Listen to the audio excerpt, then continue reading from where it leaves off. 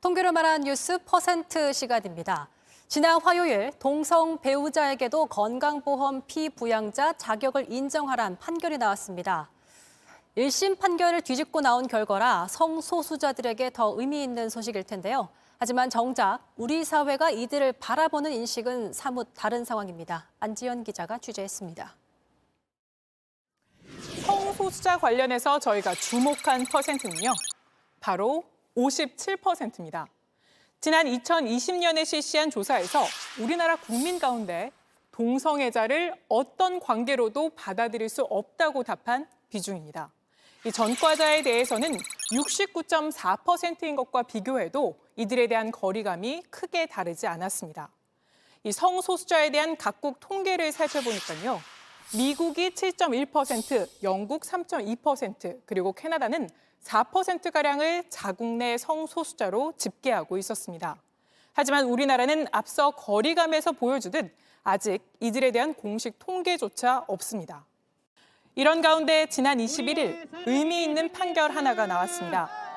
소득이 없는 동성 배우자에게도 다른 부부와 같은 건강보험상 피부양자 자격을 인정하란 겁니다. 아직 대법원 판결이 남아있지만 1심을 뒤집은 결과였습니다. 혼인이 됨으로써 혼인하지 않은 사람에 비해서 보장받는 권리가 1000개 정도 돼요. 근데 그 1000개 권리 중에 지금 딱 하나가 된 거죠. 피부양자라는. 딱 하나가 된 것이고 아직 할 게 한 999개 남아있는 상황. 함께 살고 있지만 가족으로서 인정받지 못하는 성소수자들은 특히 의료기관에서 무력할 수밖에 없다고 말합니다. 병원에서 가족이 아니라는 이유로 수술 동의를 못하게 한다던가 아니면 관련된 내용을 고지해 주지 않는다든가 심지어 이제 면회가 거부되기도 하고 같이 살았던 사람이 아프고 정말 힘들어하는데 내가 옆에 지킬 수 없다는. 상속도 불가능하다 보니 함께 살던 배우자가 사망할 경우 집에서 쫓겨나는 위기에 놓이기도 합니다. 이 때문에 해외에선 지난 2001년 네덜란드를 기점으로 올해까지 동성 결혼을 합법화한 34개국 이외에도 동성 커플의 일부 법적 권한을 인정해주는 국가들이 있습니다. 먼저 옆 나라 일본에선 일부 지자체에서 파트너십 제도를 통해 병원에서 동성 배우자의 지위를 가족과 동일하게 적용합니다. 이탈리아에선 더 나아가 시민 결합으로 성소수자 부부 간 상속과 비혼 출산이나 해외 입양까지 허용하고 있습니다. 프랑스는 24년 전에 만든 팍스란 시민연대 계약을 맺으면 결혼을 하지 않더라도 법적 관계를 인정받을 수 있도록 했는데 흥미로운 건 성소수자를 위해 만들어졌지만 오히려 이성 커플이 이 제도를 더 많이 이용하고 있다는 점입니다.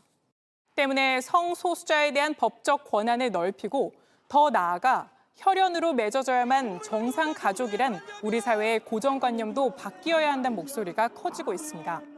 법적 가족이라는 게 저는 되게 진짜 좁다라고 생각하거든요. 동성 커플이나 결합 같은 경우에는 책임을 지고 싶어도 질 수 있는 게 아무것도 없는. 우리나라의 동성애 관용도는 OECD 국가 가운데 튀르키예 다음으로 낮고 OECD 평균에도 절반 수준에 그칩니다.